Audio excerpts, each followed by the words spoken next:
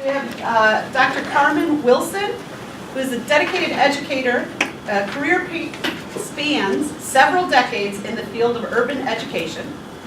Dr. Wilson began with the Detroit Public Schools as a social studies teacher and subsequently moved up the professional ladder as a Chapter 1 coordinator, academic dean, assistant principal, and principal. She has worked as a professional consultant within higher education, presenting on such topics as the role of a reading tutor and assisting the adult learner in a community college, which is very important for us here at Schoolcraft.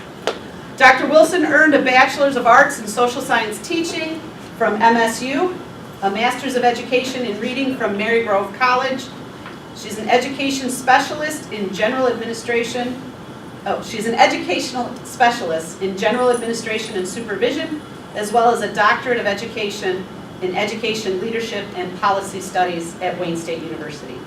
She currently works as an academic success coach at Schoolcraft College and is an adjunct professor at both Oakland Community College and Wayne Community College. So thank you very much, Dr. Wilson, for being with us today. We appreciate it. Thank you. Thank you.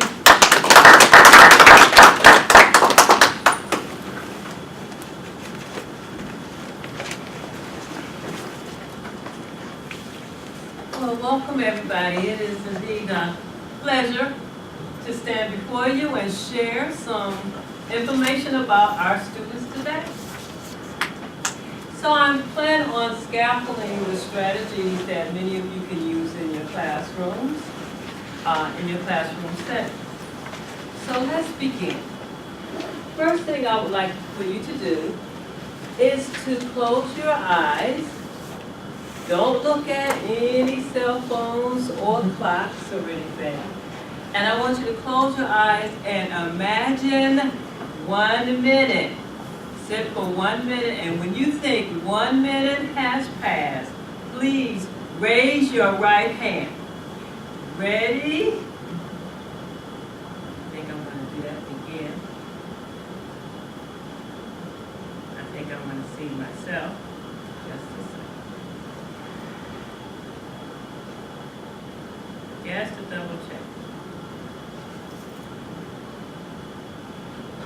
Okay, we're going to now begin.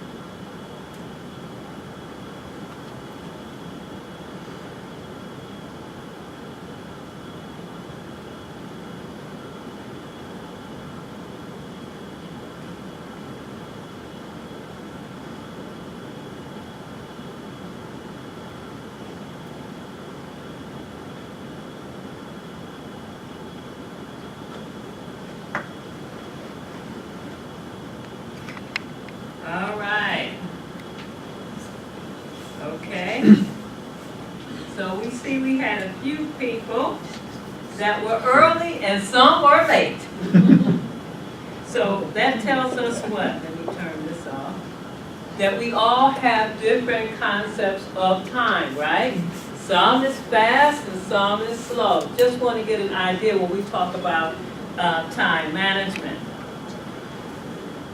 So since you know we're talking about time management, I have this riddle that I usually give my students. And of course, since you know we're talking about time, I bet you guys know the answer. What is the longest yet the shortest thing in the world? The swiftest yet the slowest, most divisible, and the most extended. The least valued and the most regretted. Without which nothing can be done, which devours everything, however small, and yet opens life and spirit to every object, however great. Generally, when I give this to my students, they come up with some terms, good terms, but you all know the answer is time. Yes. I like that part in there that says the swiftest yet the slowest. Man, when I was 15, 35 was old, right? And now that I'm, like Shaq says, well, I'm not yet 50. Loosely. 60 doesn't seem so old. It's right on time. When we're having fun and we're dancing and we're enjoying ourselves, it seems like time flies by. Yet sometimes when we're involved in something that's arduous, and boring and just tedious, oh my gosh, it seems like time stands still.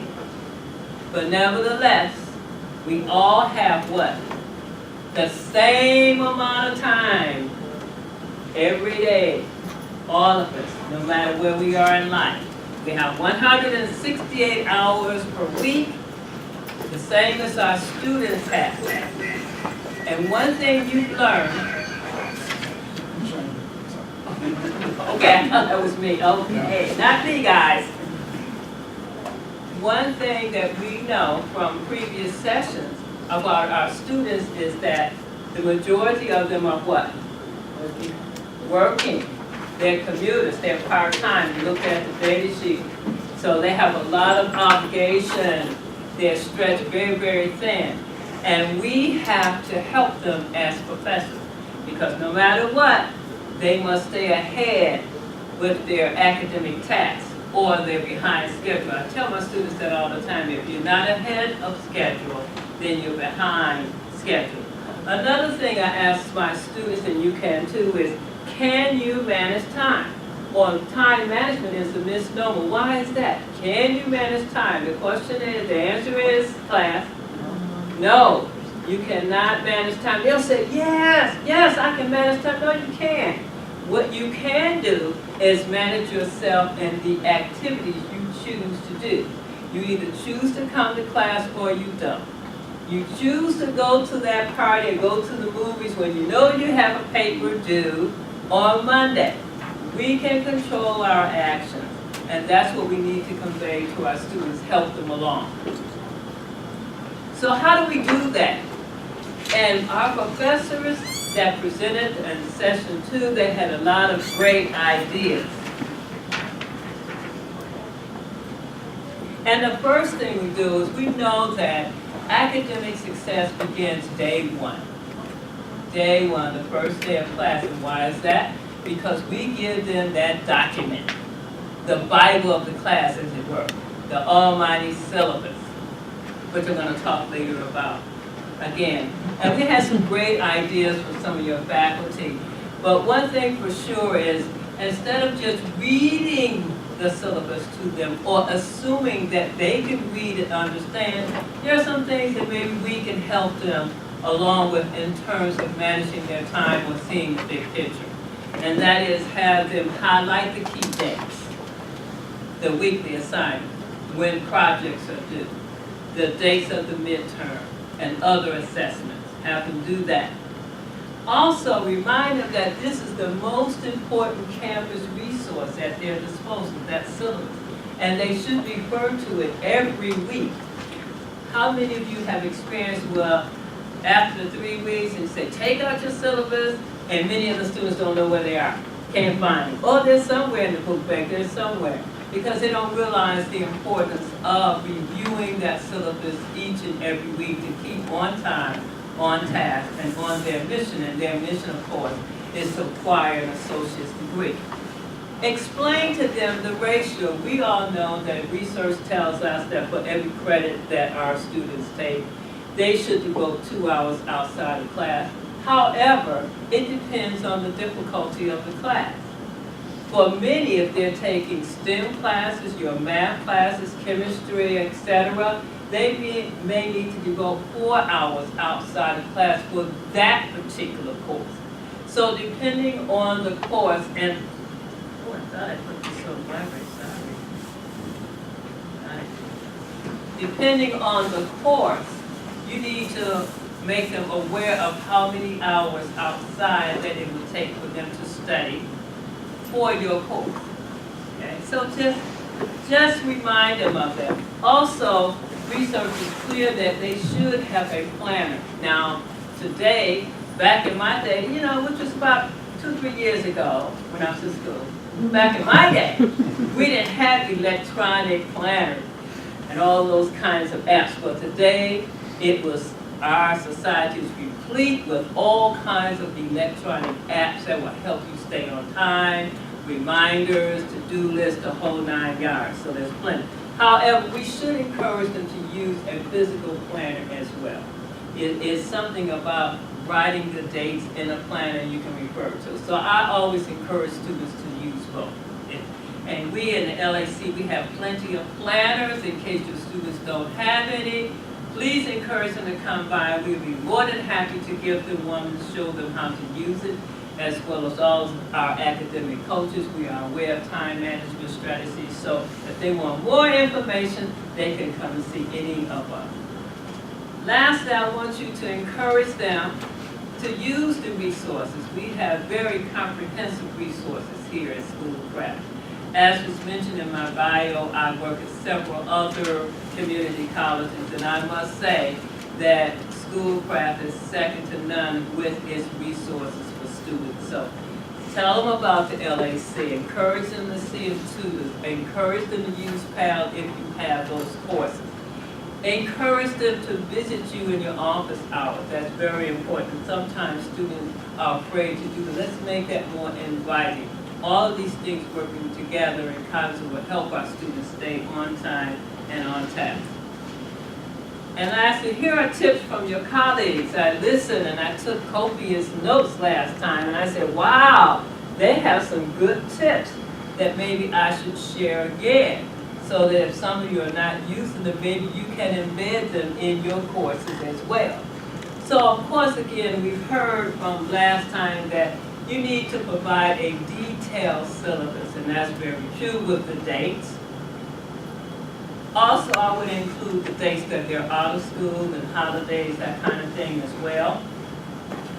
And then space out the assignments. It was said that you should space out your assignments, Professor Berg, I believe you mentioned that. You know, if you can anticipate, you know, space it out like on Tuesday or Thursday, Monday or Wednesday, especially if you're taking 7-week courses. Use your Blackboard, of course, many of you do, and many of you use the email and announcement. I think we have studies saying that they need to have reminders. As a matter of fact, one of our colleagues in LAC, Nancy Anter, just conducted a survey for NAED, in which the students that participated from Schoolcraft said that they want reminders. They would like for the professors to remind them and help them stay on task as to what to do. So that was very valuable information that was gathered by one of our own, Nancy Anter. So reminders, give the reminders. Also remind them in class as well about important dates. Some of your colleagues even used the flipped class. I thought that was interesting. And that is, they simply provide time for them to do the homework in class, during class time, because our students are so busy. And then they may require that they use Blackboard to see the lecture or podcast or demonstration. So that's a popular idea as well, to help our students stay on task and manage all the multitude of tasks they have to do, just living life. Again, here's a listing of some of the apps that they can use, time management apps, to-do lists, etc. There are, as I said, a plethora.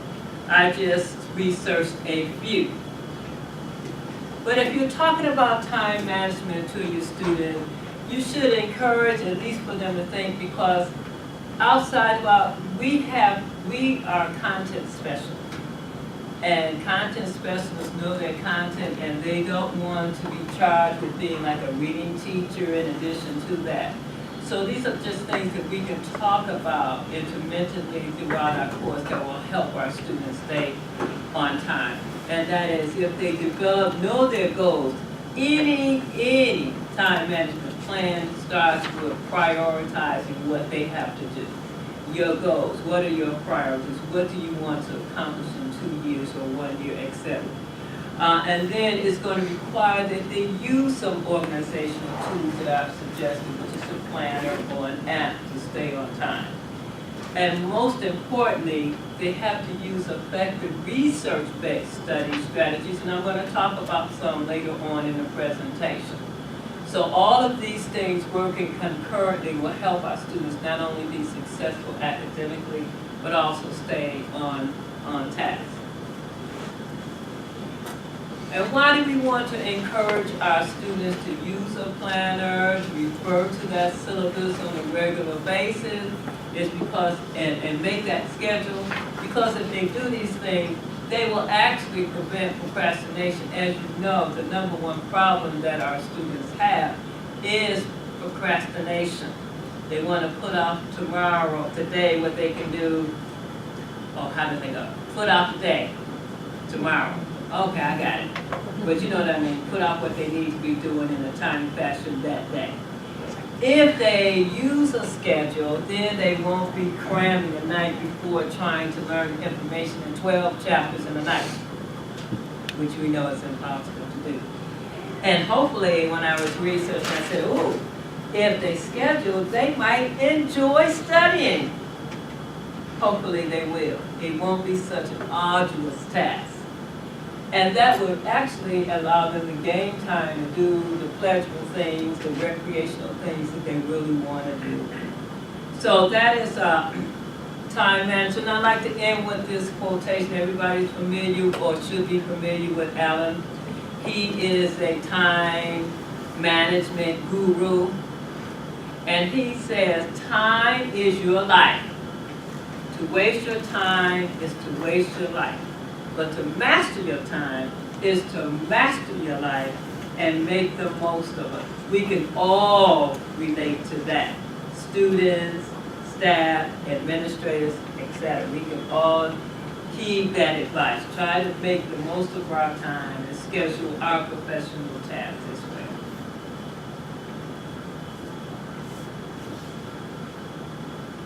I want to go on to the second segment of our presentation, and I thought that being a reading specialist, it would be quite appropriate to talk about how we can help our students read in our classes.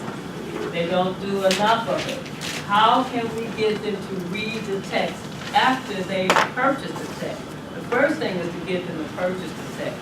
I have found in some of my venues that many of the students that come the first day of class probably not hear school prep.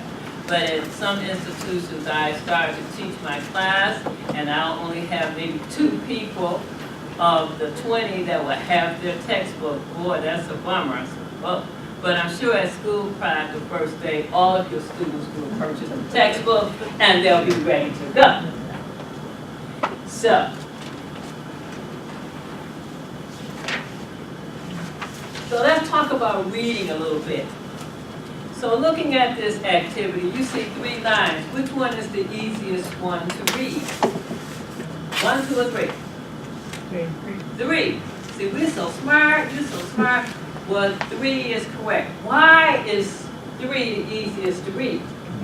Because we have what? Prior knowledge. Yes, somewhere in our lifetime we have seen a blind person on television or something, or walking to the store, and we know that when they read in what? Yes, Braille. So we know they use their fingers to read. So we've seen that, so that makes sense. So if you see line 1 is just some arbitrary letters, and 2 is just some words, but they don't make any sense. What is the lesson here? Is that the more our students know about a subject, the easier it is for them to understand. Conversely, if they don't have the content in their prior knowledge, then we as professors have to help them get that prior knowledge so they can understand our content. So there was this study that was conducted, and the whole purpose was to see what works in terms of getting students to read their textbook preferably before coming to class. And they determined that announced and unannounced quizzes, which you mentioned, completing questions about the reading, and short writing assignments. The key is that they need to read as well as write. You need to require some kind of product, you know, where they have to use the reading to complete the product. Very good. You are just so smart. Reflection question. What do you think it feels like, since we know that 69% of our students have busy lives, have a lot going on, maybe underprepared students coming in. What do you think it feels like for them, first time, first gen, underprepared, no fault of their own, they didn't get it in high school. What do you think it's like for them coming to college and sitting in your class for the first time? Besides like petrified, whoop! Challenging. Very challenging. Yes, I dare say I would agree with that. Okay, very challenging.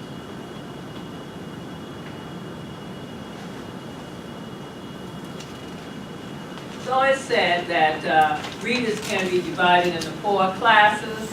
I don't know, sponges, they take in everything and give it back to you. Just the way you have given it to them. They just spit it out, regurgitate it right back. Some people, they say sandglasses, hey, they retain nothing. They just, oh, let me get through this task. I want to finish it. I'm going to skim and see what I get, answer the questions best I can, and that's it. Some just get the dregs of it. Okay, I think they get some of the residuals of what they read. Oh, no deep reading. And then we have some, and that's what we want, that are critical readers. Now, posing my question now, is there a difference between reading the textbook and being a critical reader? Yes or no? Say the question again. Is there a difference in just simply being a strategic textbook reader or a critical reader? Is there a difference? Yes, there is. Yes, there is. So when they read the textbook, they're reading for what? Just main ideas and some details, rote level kinds of things, just to answer the question. However, our charge as educators is to move them higher up Bloom's taxonomy. So critical readers not only understand what they read in the textbook, they can apply it to different situations, and that's what we want, right? They can make connections beyond the textbooks to other readings, to real world applications. They can apply it in different ways. So there is a difference between reading a textbook, hey, you're gonna have a test on this, and being a critical reader, okay? Look at this for 30 seconds, 30 seconds, read it, 30 seconds, don't write, 30 seconds.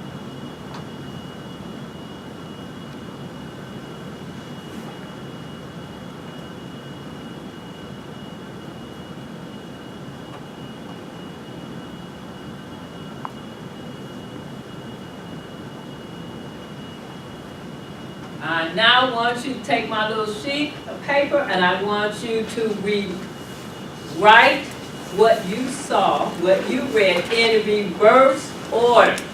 Now we read left to right. I want you to write what you saw in reverse order, even the expression, reverse it. Okay, let me see.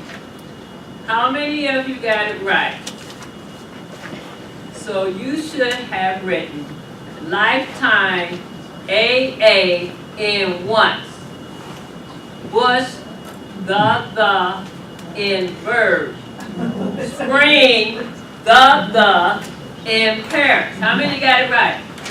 And I bet you most of you left off that article, didn't you? But the problem is I wrote it backwards and then I reversed it. Okay. I cheated. All right, I'm gonna say how poorly I can follow directions. I just put them in reverse order, so once in a lifetime, burn the bush, Harrison Spring. Yeah. Well, that's the first thing I did, but then I reversed everything that's how I did it. Why did most of you forget the Article 8A, the? Because what? Our brain processes things differently. So when we read, we just put, hey, we never see it like that, so we could possibly have the 2 A's in the sentence, right? So the lesson when we are teaching our students, we know that they have to rehearse, they have to be critical readers, they have to pay attention, they have to read strategically. You know, they just can't assume. We got to help them with that, knowing that process. And it is a process. So I'm going to skip through this for the sake of time because I'm just telling you that reading it has 3 factors that impact our students' ability to read. What they already know, the context of the reading situation, they're going to be doing study reading for our classes, and the print level. Of course, many of our students don't come here reading at grade technically 13 or 14, right? And our textbooks are written at grade 13 or 14. Some of them may be reading at grade 7, 5, or 9. Doesn't mean that they can't understand the information. They just have to use strategies in order to comprehend it. They got to put in a little bit more time and use those strategies which we can help them with. Reading is a dynamic process. It's threefold. It's dynamic, it's interactive, and it's constructive. That means they have to construct meaning. Just reading words by itself is very passive. That's why when your students come in, one of the tricks you should tell them is never read without holding a highlighter and a pen. They have to interact with that text. They have to annotate, highlight, underline. There's some researchers that say, oh, throw the highlighter away because they don't know how to do it. They just highlight everything. One tip to tell them is when they are highlighting, it's just the key terms and phrases, not the whole sentence.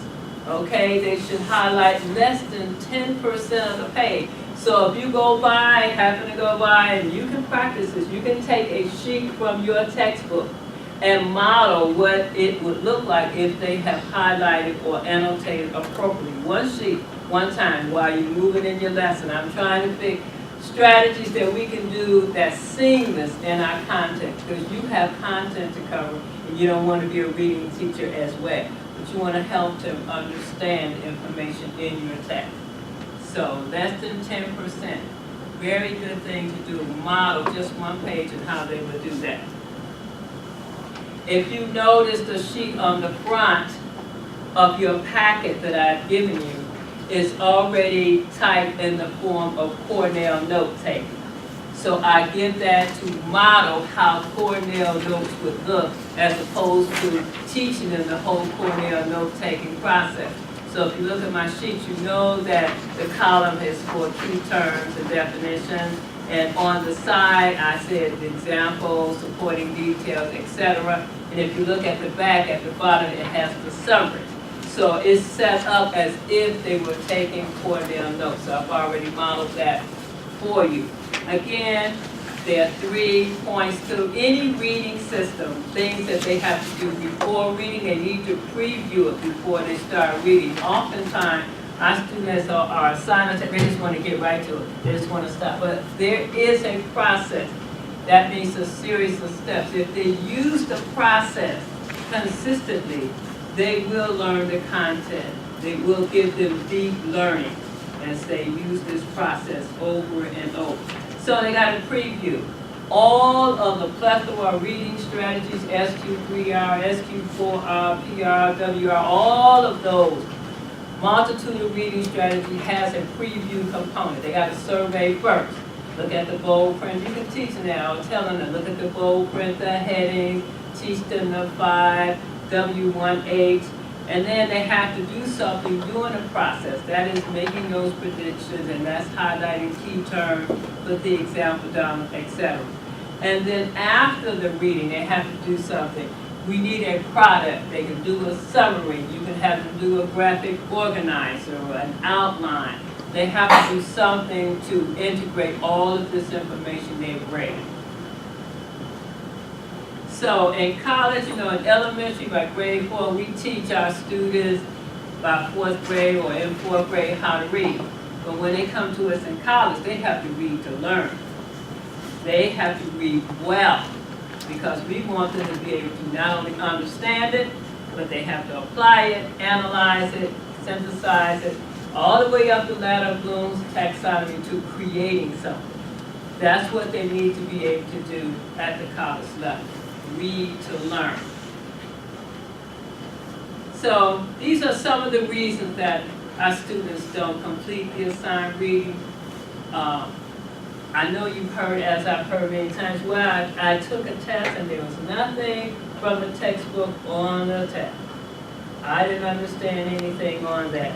So they don't feel if there's no questions, and I'm sure this is not true, but that's some of the complaints we hear. So we want to make sure that we are incorporating questions from the readings, from the textbook, as well as from our lectures. Because typically when we lecture, we're giving them the up-to-date information in our content. And sometimes we say, well, they know how to read. They can read and get the information from the textbooks on their own. That's not true, particularly for some of their classes. And I heard the gentleman talking about chemistry. There's a lot of information in these STEM classes that they have to know, and it's going to take a repetition for them to get it. Poor reading skills, so we work on that here at the LAC and in your classes. Sometimes they just don't understand. Yeah. I always struggle with, is there a way to give suggestions on how you can identify if a student has a reading problem? Yeah, you can monitor, they can monitor, self-regulate their learning if they're having difficulty with the types of questions that you are asking them and they don't seem to be getting it. Even after you tell them, maybe you reread it and have them say it back to you, and if they stumble with that, and they have a recall problem, that might be indicative of Is there, and I'm not a reading specialist, so I don't know this, but I always assume that there was issues with their writing, that would indicate. Yeah, reading and writing are companion higher order thinking skills. They do go together. Yes, you can look at some of the answers. If the answers are way off from the question, that is like a red flag. But you still probably would need more than just that. Talk to the student and say, have a conversation. They'll tell you. But yeah. And you probably will see that if they're answering questions in class and they're way off the mark too. In terms of that. So listen, that's a good indicator. So here are some things that I'm going to do quickly, so that some things that we can do quickly is have mini lectures. Lecture 10, 15 minutes and do something. You can do a stop, thinking, have them jot down or paraphrase what you said in maybe 1 or 2 sentences. Because we don't want to lecture for a half an hour at a time. We lose our students. And then give them a time limit, like I said, 1 minute. Give them short questions, but move the questions along up the hierarchy. You can start off with some basic level and move it up for them, okay? So to answer your question, you can assess then if they're getting it by the responses that they give to those questions. So we've already talked about that. But this is what we have to do, and this is what our students should know, our college students should know. They should be able to recognize the author's purpose and bias, know fact from opinion, challenge questions and assumptions. They have to be able to learn different perspectives, integrate information, and particularly if we have to do projects and research papers, they have to use a variety of sources. Identify rival hypotheses, evaluate and draw conclusions. We want them to be able to analyze, and synthesize, and evaluate and create. So how do we help them do that? We have to model it in many instances. We model it ourselves, talk about tell them about being self-regulated readers. If they run across some terms they don't understand, don't just keep reading. You know, you gotta stop and look it up. Sometimes you may have to go back and repeat that information. We as professors can chunk our information and our concept that we give them. Again, I come back to that teaching tool, that very important tool is that syllabus. It has to be detailed and specific. And rather than just read the syllabus, there are some activities. I use the shared pair in my classes. Rather than just give them the syllabus and expect them to read it, as part of my first day of class activities, I'll do the shared pair. I have a sheet in which talks about the different parts, you know, my office hours, homework, makeup work, that kind of thing, and I have them fill it out in pairs, and then they report out to me, each group, how they interpreted that. I am amazed that sometimes things I think are so simple, they don't get. For example, I'm adjunct, so I really don't have office. My office hours are during my class time, but I put that question on there. And so if they don't say it has office hours pre and post class, and they will leave that question blank, I said, I don't have office hours? No, I don't see a time like Monday at 2 o'clock, but it says pre and post class. So they weren't thinking, because they said, oh, it's got to be a specific time. That's just one example that I've encountered. So try to use that tool in a different way rather than just giving it to them and even reading it to them word for word. I do go back after they share and report out and highlight those specific deadlines and have them, I'd rather have them highlight those specific dates. I do that. Explain your requirements. Make sure that when you are giving the reading assignments and you have assigned in your syllabus that they are relevant, they are aligned to your curriculum, which I know they are. And make sure that you try to use an activity from that textbook each class session so they will bring it. They will see the relevance of bringing their textbook to class and reading it ahead of time, okay? It says make your expectations clear about when the reading should be done. I am amazed that if you have reading to do, that means you have homework. Second week, if you're going to go over chapter 4 and 5, week 3, you got to read it. In week 2, during week 2. It's amazing. But if they don't know, it's our charge to help them because some of them have not had the benefit of navigating or having parents that have navigated the college system, okay? Again, read with the text. Encourage the use. Some of you said online resources. I believe you mentioned that. Don't lecture on everything in the assigned reading. Sometimes professors say, well, I'm just going to go over it again. The students will never read the book if they feel all they have to do is come to lecture and I can get everything I need to pass the test. No, they need to read. We need to help them. Test them on what you have lectured on as well as what they were supposed to have read. Very important. Again, so we can make that textbook a meaningful tool that they have purchased. Some of these textbooks are very, very expensive, so we want them to use it. Scaffold, what it means to survey, what it means to scan the scan. Scaffold that for them very early on. As I said before in my example, take a page and show them what it would look like to annotate, highlight a page from your textbook. And demonstrate the importance. Make sure you kind of teach the specialized vocabulary or give them strategies for looking up, defining the specialized vocabulary and terms for your discipline. Again, you can have them turn to pages. I believe somebody mentioned it back there. They turned to their pages and they had are sharing out 5 W's, 1 H.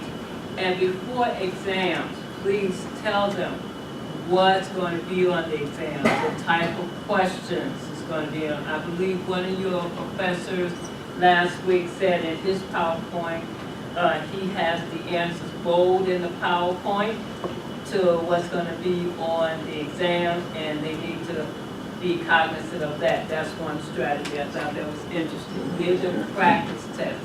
We got to help them along. And then finally, you could have them create their own lists in cooperative groups, shared pairs, small groups.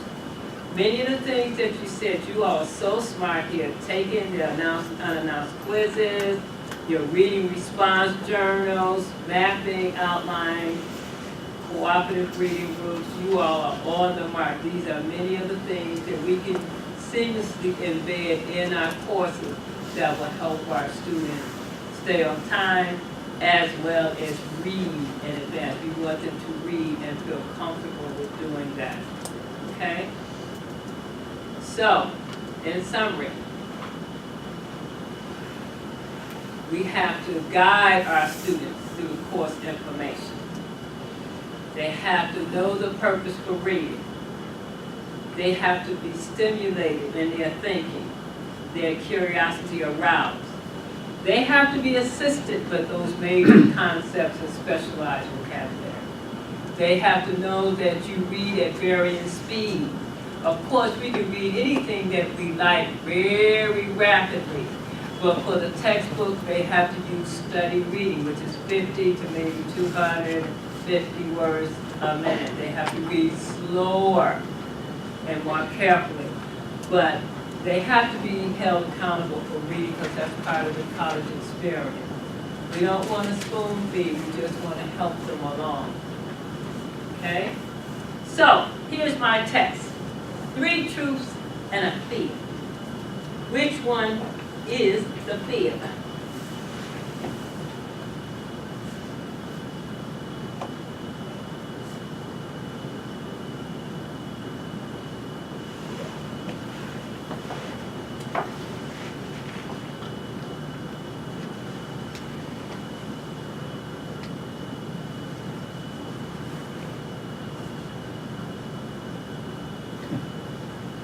And the answer is, who else? Hold up your finger, 1 and 2 or 3 or 4. All right, we have a winner. The answer is 3. I believe I helped you along when I stopped. Did you get where the doc stopped and paused and like, oh, there is a difference between textbook reading and critical reading, right? Everybody got that? Oh, you are a good student. And I'm going to leave you with this little funny cartoon.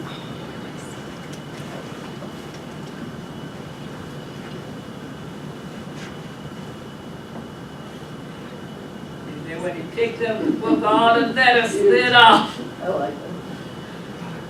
And then finally, I think my excuses need to be less expert radius. I got it. You guys, thank you for your time, your participation, your cooperation, and attention. Thank you so much. Hope you learned a thing or two.